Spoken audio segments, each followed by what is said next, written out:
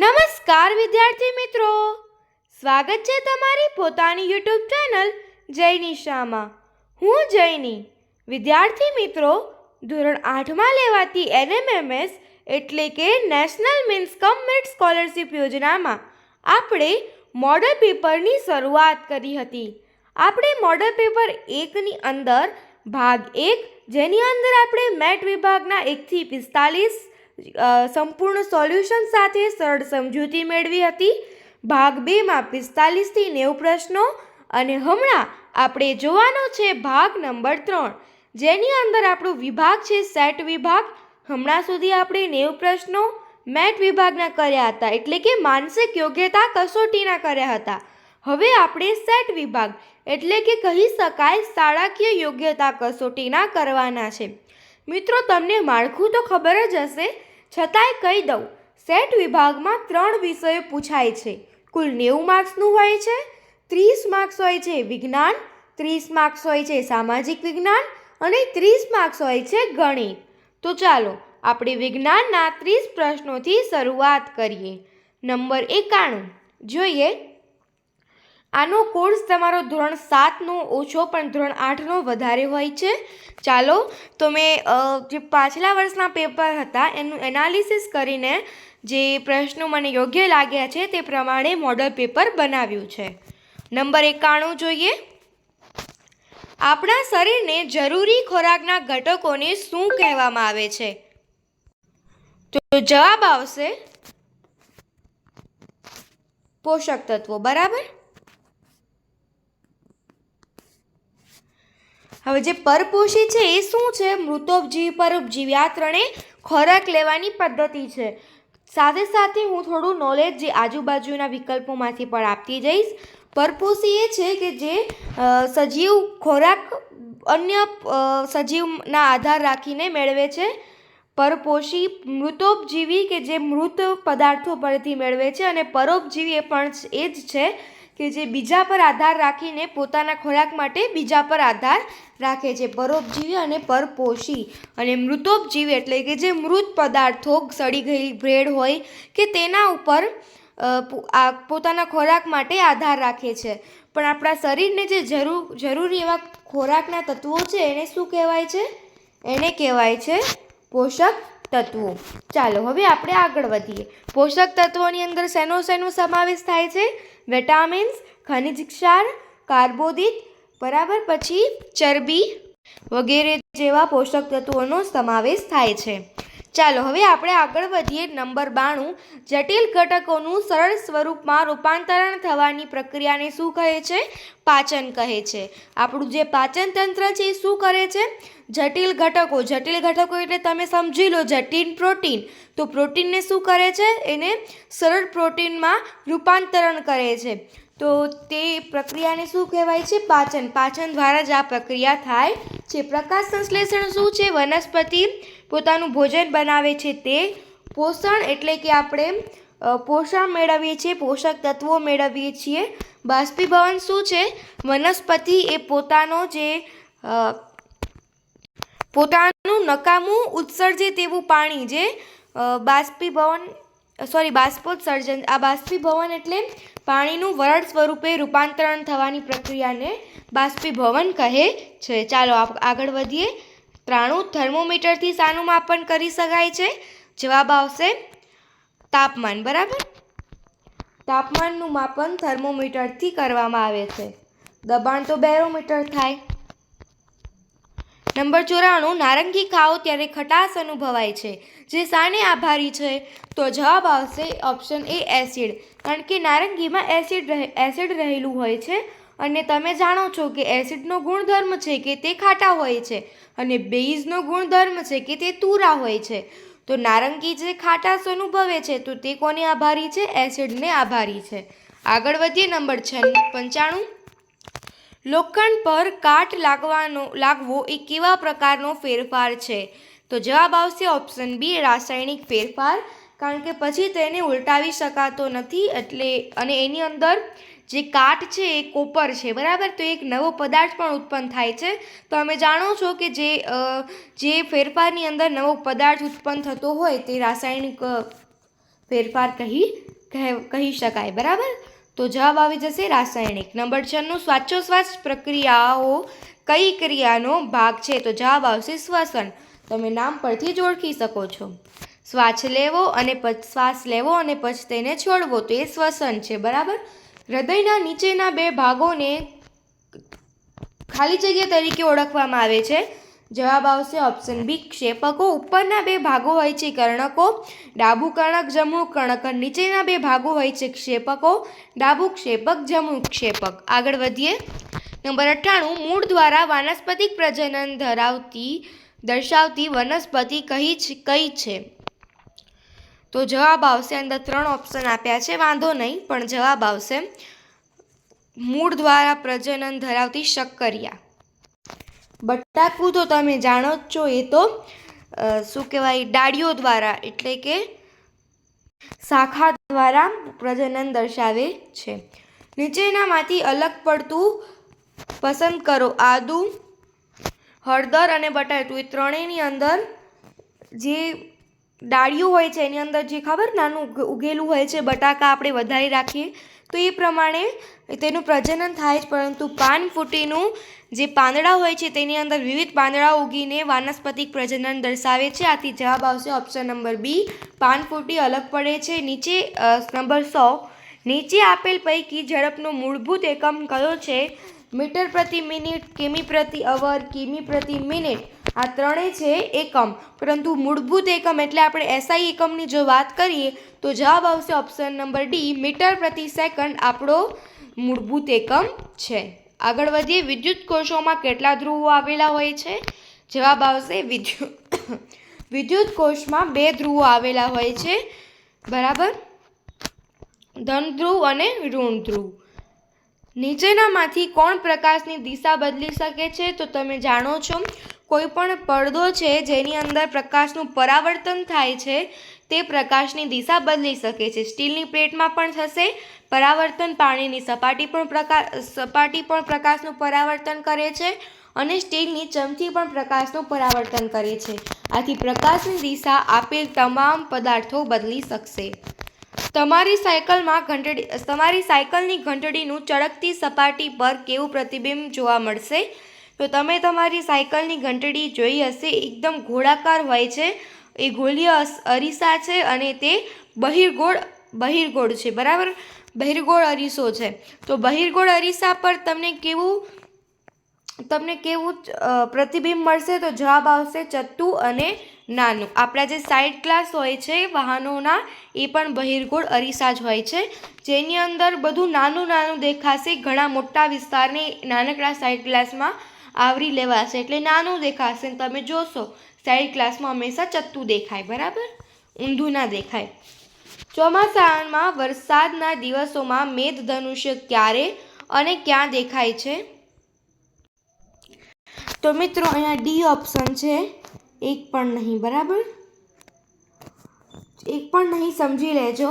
ચોમાસામાં વરસાદના દિવસોમાં મેઘધનુષ્ય ક્યારે અને ક્યાં દેખાય છે? તો આપેલ ત્રણેય વિકલ્પ ખોટા છે. જવાબ આવશે ઓપ્શન નંબર ડી, એક પણ નહીં. આ ત્રણેયમાંથી એક પણ દિશામાં સમય દેખાતા નથી. જવાબ આવશે ઓપ્શન નંબર ડી, એક પણ નહીં. નીચેનામાંથી સૌથી શુદ્ધ પાણી કયું છે? ધોબીના કાંઠનું, તળાવનું, કપડાં ધોયેલું? ના. જવાબ આવશે ઓપ્શન નંબર સી, વરસાદનું. 2, 4, ડી એ કેવા શું છે? તો એ છે નીંદણનાશક, જે નીંદણનો નાશ કરે. ચાલો આગળ વધીએ. તો મિત્રો આગળ નંબર 107 જોઈએ. નીચેનામાંથી કયું કૃત્રિમ ખાતર છે? તો કુદરતી ખાતર, જેની અંદર સમાવેશ થાય છે અળસિયાનું ખાતર, છાણિયું ખાતર અને વર્મી કમ્પોસ્ટ ખાતર. પરંતુ સુપર ફોસ્ફેટ, પોટાશ, જે એનપીકે છે, યુરિયા છે, એ બધા કૃત્રિમ ખાતર છે. એટલે આપણો આન્સર આવી જશે ઓપ્શન નંબર બી. યીસ્ટનો ઉપયોગ નીચેનામાંથી કોના ઉત્પાદનમાં થાય છે? જવાબ આવશે option number B, alcohol. Number 109 ચેપી રોગોનું મુખ્ય વાહક કોણ છે? ઘરમાખીઓ, જે આપણી ઘરની આસપાસ માખીઓ ફરતી હોય છે, તે ચેપી રોગોનું મુખ્ય કારણ છે. પેટ્રોલિયમ એ ખાલી જગ્યા સોનું છે. જવાબ આવશે ઓપ્શન નંબર એ, કાળું સોનું. તમે જાણો છો પેટ્રોલિયમનું ખૂબ જ વ્યાપારિક રીતે અને દરેક રીતે ખૂબ જ મહત્ત્વ છે. પેટ્રોલિયમથી કેટલા બધા પદાર્થો મળે છે, આથી તેનું મહત્ત્વ સોના જેવું જ છે અને તે કાળું હોય છે, આથી તેને કાળું સોનું કહે છે. નંબર 111, કાર્બનનું શુદ્ધ સ્વરૂપ કયું છે? જવાબ આવશે ઓપ્શન નંબર સી, કોક. કોક એ કાર્બનનું શુદ્ધ સ્વરૂપ છે, સૌથી વધારે શુદ્ધ છે કોક. આગળ નંબર 112, નીચેનામાંથી દહનશીલ પદાર્થ શોધો. ખીલી લોખંડની હોય છે જે દહનશીલ નથી, પથ્થર નથી, કાચ નથી, પણ લાકડું એ દહનશીલ પદાર્થ છે. નંબર 113, આગ બુઝાવવા શાનો ઉપયોગ થઈ શકે નહીં? ઓકે, તો રેતી થઈ શકે. રેતીનો આપણે આગ લાગે તો રેતીથી બુઝાવી શકીએ, પાણીથી બુઝાવી શકીએ, CO2 કાર્બન ડાયોક્સાઇડથી પણ બુઝાવી શકીએ, પરંતુ O2 એટલે ઓક્સિજનથી બુઝાવી શકીએ નહીં. ઓક્સિજન તો એ વધારે આગને એવું કરે, કારણ કે આગને લાગવા માટે ઓક્સિજનની જરૂર હોય છે. ઓક્સિજન વગર આગ લાગી શકે નહીં. નવા વૃક્ષો વાવવા તેને ખાલી જગ્યા કહેવાય. તો મિત્રો, અહીંયા તમને ઓપ્શનની અંદર એક વાત હું કહું છું, ખૂબ જ ધ્યાનથી સાંભળજો. અહીંયા તમને ઓપ્શનમાં પુનઃવનીકરણ આપેલું છે. જાતિ તો કહી ના શકાય, રણ નિર્માણ ન કહી શકાય, વન નાબૂદી તો વનના નાબૂદ કરવા એટલે કે વૃક્ષોને કાપવા તે છે, પણ આપણે પુનઃવનીકરણ લખશું. પણ જો પરીક્ષાની અંદર પુનઃવનીકરણ તો હોય જ, સાથે સાથે વિકલ્પ એમ હોય ખાલી વનીકરણ, વિકલ્પ એમ પણ હોય વનીકરણ ને પુનઃવનીકરણ, તો તમારે એબ્સોલ્યુટલી તમારે જે ટીક કરવાનો છે જવાબ એ છે વનીકરણ. પુનઃવનીકરણ એવું હોય છે કે કોઈ, હું તમને સમજાવું, કોઈ લેન્ડ છે, કોઈ જમીન છે, તેના પર ઓલરેડી વન હતા, જંગલો હતા, વૃક્ષો હતા, તમે વૃક્ષોને કાપી નાખ્યા, વન નાબૂદી કરી, અને એ જ જમીન કે જે જમીન પર તમે વૃક્ષો કાપ્યા હતા એ જ જમીન પર તેટલા ને તેટલા વૃક્ષો તમે લગાવો તો તેને કહેવાય પુનઃવનીકરણ. જો એમ પૂછ્યું હોત કે જો જે વૃક્ષ પર વૃક્ષો કપાઈ ગયા પછી તે જ જમીન પર વળી પાછા વૃક્ષો વાવવા, તો પણ તમારે પુનઃવનીકરણ લખવાનું. નહીં તો જો એમ છે કે નવા વૃક્ષો વાવવા, નવા વૃક્ષો એટલે કોઈ એવી જમીન છે કે જેની ઉપર અત્યાર સુધી પડતર જમીન છે, કંઈ જ નહોતું, અને એની અંદર તમે વૃક્ષો ઘણા બધા વાવીને તેને જંગલ બનાવો છો, તો તે છે વનીકરણ. પરંતુ જો જવાબમાં વનીકરણ ના હોય તો તમારે પુનઃવનીકરણ ટીક કરવાનું છે. પણ આ તો જો કદાચ વનીકરણ, એને ઇંગ્લિશમાં કહેવાય અફોરેસ્ટેશન ને પુનઃવનીકરણને કહેવાય રિફોરેસ્ટેશન, તો તમારે કરવાનું છે વનીકરણ જો ઓપ્શનમાં હોય તો, નહીં તો પુનઃવનીકરણ તમારો સાચો વિકલ્પ થશે. આની અંદર જવાબ આવશે ઓપ્શન નંબર ડી. 115, ગુજરાતમાં ખાલી જગ્યા રાષ્ટ્રીય ઉદ્યાન આવેલું છે. જવાબ આવશે ઓપ્શન નંબર સી, ગીર. આના સિવાય પણ બીજા 4-5 આવેલા છે, પરંતુ આ 4 વિકલ્પોમાંથી ગીર એ ગુજરાતમાં આવેલું છે. અંતઃફલન થાય છે. જવાબ આવશે ઓપ્શન નંબર એ, માદાના શરીરમાં. ટેડપોલ એ કયા પ્રાણીનું લાર્વા છે? તો દેડકો. યાદ આવે છે? કાયાંતરણ, ટેડપોલથી કાયાંતરણ, આયોડિનથી જે કાયાંતરણ થાય છે, બરાબર. નંબર 108, કયું વન્ય પ્રાણી ખેડૂતોના મિત્ર તરીકે ગણવામાં આવે છે? તો જવાબ આવશે ઓપ્શન નંબર બી, સાપ. કારણ કે જે નુકસાન કરતા, ખેડૂતોને પાકમાં નુકસાન કરતા એવા કીટકો છે, ઉંદરો છે, તેને સાપ ખાઈ જાય છે માટે. નંબર 119, એલપીજીનું કેલરી મૂલ્ય શું છે? ખાસ કેલરી મૂલ્ય તમારી NCERT બુક્સ દહન અને જ્યોત ચેપ્ટરમાં કેલરી મૂલ્યનું આખું કોષ્ટક આપેલું છે. તમારે આખું કોષ્ટક યાદ કરવું પડશે. આની અંદર જવાબ આવશે ઓપ્શન નંબર સી, 55,000. આ તો હાઇડ્રોજનનું કેલરી મૂલ્ય છે. સૌથી વધારે કેલરી મૂલ્ય છે હાઇડ્રોજનનું, બીજા નંબરે એલપીજીનું. ઓકે, નીચેનામાંથી કયો દહનનો પ્રકાર નથી? વિસ્ફોટ એટલે કે જે ફટાકડા ફૂટે છે એ, જેમાં ધ્વનિ, પ્રકાશ અને ઉષ્મા એ ત્રણેયની ત્વરિત પ્રક્રિયા થાય છે. સ્વયંસ્ફુરિત દહન, જે કોલસાની ખાણમાં ક્યારેક થાય છે, કોઈ કારણ હોતું નથી અને આગ લાગી જાય છે. ઝડપી દહન, કે એ તો ઝડપી દહન એટલે કે જેનું જ્વલન બિંદુ ખૂબ જ નીચું હોય અને તે ઝડપથી આગ પકડી લે છે, ઝડપી દહન. પરંતુ જો તે કોઈ દહનનો પ્રકાર છે ને અહીંયા 3 જ દહનના પ્રકાર છે. નંબર 121, ચાલો શરૂઆત થાય છે આપણા સૌના ફેવરેટ એવા સામાજિક વિજ્ઞાનની. સામાજિક વિજ્ઞાન ચેપ્ટરમાંથી મેં બધા ચેપ્ટરમાંથી એક પ્રશ્ન લઈને અહીંયા તમને આપ્યો છે. તમે સમજવાની કોશિશ કરજો અને થોડું પાકું કરતા જજો. ઉજ્જૈનમાં પરમાર વંશની સ્થાપના કોણે કરી હતી? આ રાજપૂતવાળો ચેપ્ટર છે, જેમાં આવશે જવાબ ઓપ્શન નંબર A, કૃષ્ણરાજ.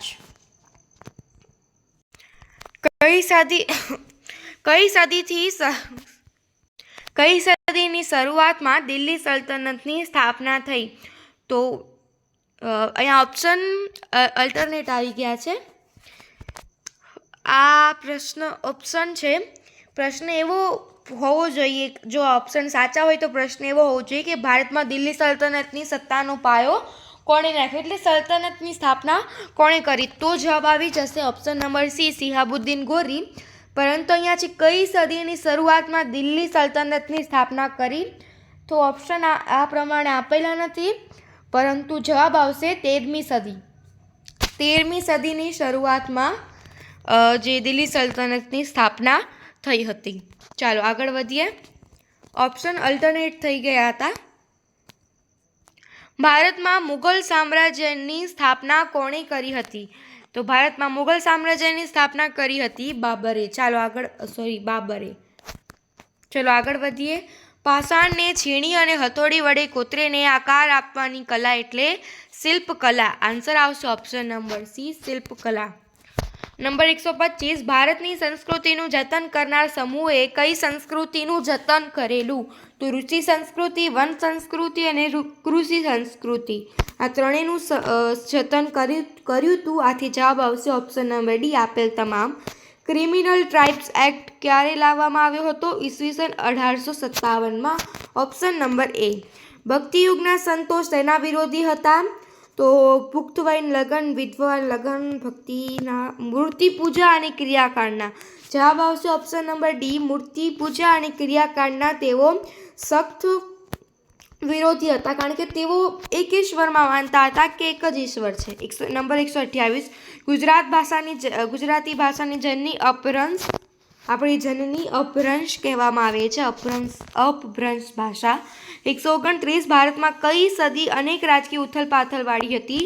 જવાબ આવશે ઓપ્શન નંબર C, 18મી સદી એ અનેક રાજકીય ઉથલપાથલવાળી હતી.